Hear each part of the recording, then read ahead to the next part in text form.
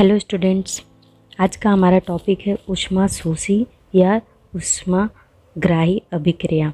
तो ये टॉपिक समझने से पहले मेरे आपसे रिक्वेस्ट है कि वीडियो को लास्ट तक अच्छे से समझने के लिए ज़रूर देखिएगा।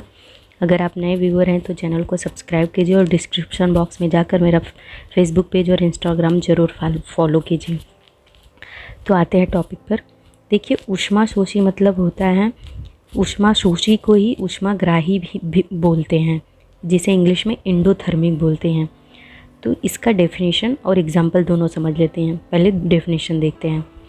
जिस रासायनिक अभिक्रिया में ऊष्मा जिसे ऊर्जा भी बोलते हैं, ऊर्जा का अवशोषण यानी ग्रहण होता है, वह ऊष्माशोषी अभिक्रिया कहलाती है।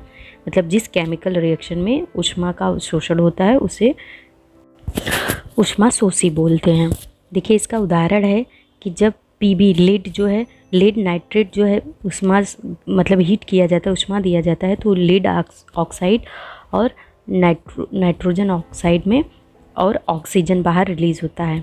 इसके अलावा और भी उदाहरण हैं, जैसे कोक की भाप के साथ अभिक्रिया होती है तो कार्बन और H2O, मतलब भाप मतलब क्या है, पानी होता है, उसको जब उसकी अभिक्रिया हीट देकर करते हैं तो कार्बन मोनोऑक्साइड और हाइड्रोजन बाहर निकल जाता है।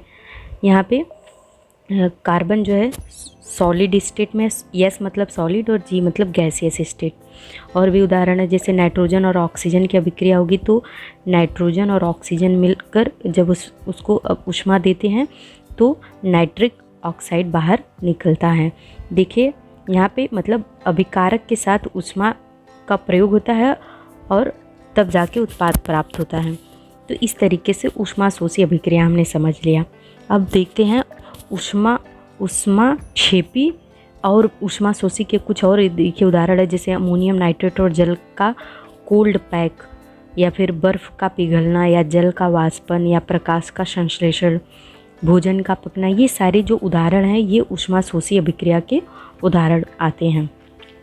अब आइए देखते हैं नेक्स्ट, ऊष्माक्षेपी, जिसे ऊष्मा उन्मोची भी बोलते हैं। मतलब कि ऊष्मा उन्मोची अभिक्रिया को ही ऊष्माक्षेपी अभिक्रिया बोलते हैं। इसको इंग्लिश में एंडोथर्मिक कहते हैं। अब इसकी परिभाषा देखिए, ये जस्ट उसका अपोजिट है। इसमें क्या होता है, जिस रासायनिक अभिक्रिया में उत्पादों के साथ ऊष्मा भी निकलती है उस अभिक्रिया को ऊष्माक्षेपी अभिक्रिया कहते हैं या कहलाती है। जैसे अभिकारक का जब अभिक्रिया होती है तो उत्पाद और ऊष्मा बाहर निकल जाती है। इसमें देखिए, कार्बन का ऑक्सीजन के साथ जब अभिक्रिया होता है तो कार्बन डाइऑक्साइड और ऊष्मा बाहर निकलती है। जब मीथेन का ऑक्सीजन के साथ अभिक्रिया होता है तो कार्बन डाइऑक्साइड और हाइड्रोजन प्लस ऊष्मा मतलब जल H2O और ऊष्मा बाहर निकलती है। कुछ अन्य उदाहरण हैं, जैसे H2O का जलना, यह एक हाइड्रोजन का जलना, H2 का जलना एक ऊष्माक्षेपी अभिक्रिया है। या हम श्वसन करते हैं, सांस लेते हैं, तो श्वसन भी एक प्रकार की ऊष्माक्षेपी अभिक्रिया है।